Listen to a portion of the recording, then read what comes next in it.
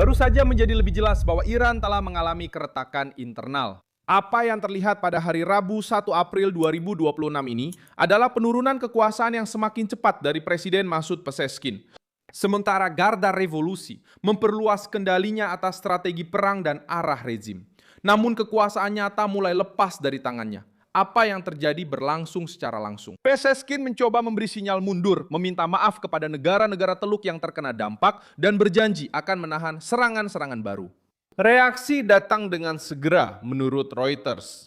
Pernyataan tersebut memicu kemarahan hebat di kalangan Garda Revolusi dan elit ulama, dan Presiden pun didorong untuk menarik kembali sebagian pernyataannya.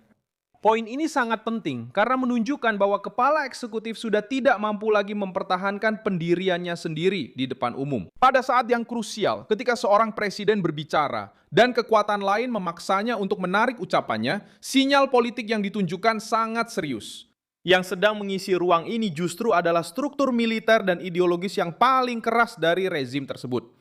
Reuters melaporkan bahwa setelah kematian Ali Khamenei dan tekanan ekstrim akibat perang, Garda Revolusi mengambil peran yang lebih besar lagi dalam pengambilan keputusan negara.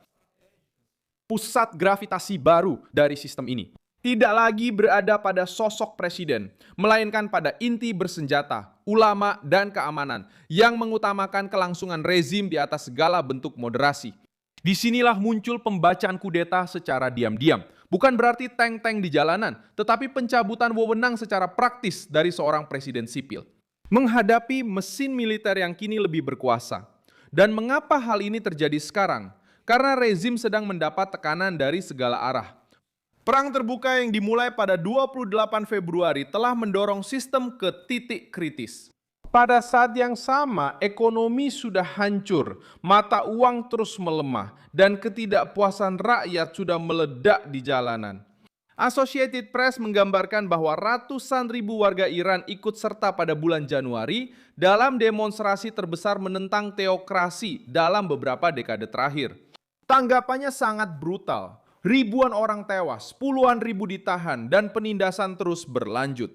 Artinya, bahkan sebelum perang memperburuk segalanya, fondasi di bawah presiden sudah retak.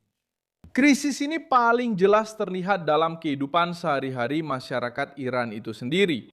AP melaporkan ledakan setiap hari, bisnis yang runtuh, keluarga-keluarga yang melarikan diri, dan pemadaman internet yang belum pernah terjadi sebelumnya sejak Januari, yang memengaruhi komunikasi, penjualan, bahkan layanan medis. Seorang dokter yang diwawancarai oleh agensi tersebut mengatakan bahwa pemblokiran ini menyulitkan untuk memeriksa riwayat pasien dan memastikan dosis yang benar. Pada saat yang sama, lembaga peradilan rezim tersebut menjadi semakin keras. Reuters melaporkan pada 31 Maret bahwa orang-orang yang dituduh bekerja sama dengan negara-negara musuh dapat menghadapi hukuman mati dan penyitaan harta benda. Bahkan berbagi foto atau video pun bisa dianggap sebagai kolaborasi intelijen. Ini menunjukkan bagaimana rezim berusaha mengompensasi kerapuhan politiknya dengan rasa takut, sensor, dan penindasan. Dampaknya tidak hanya terjadi di Teheran. Perang Iran sudah mempengaruhi dunia dan hal ini membantu menjelaskan keputusasaan rezim untuk mempertahankan kendali mutlak. Reuters melaporkan hari ini bahwa lembaga ekonomi Jerman memangkas proyeksi pertumbuhan dan menaikkan angka inflasi. Karena kenaikan harga minyak dan gas yang disebabkan oleh konflik, masih ada satu detail lagi yang menunjukkan kelemahan Pezeshkian. Cukup muncul sinyal bahwa dia bersedia bergerak menuju akhir perang, dengan jaminan terhadap serangan baru, hingga pasar langsung bereaksi dengan bursa saham naik dan harga minyak turun. Ini berarti dunia memandang presiden sebagai kemungkinan jalan keluar.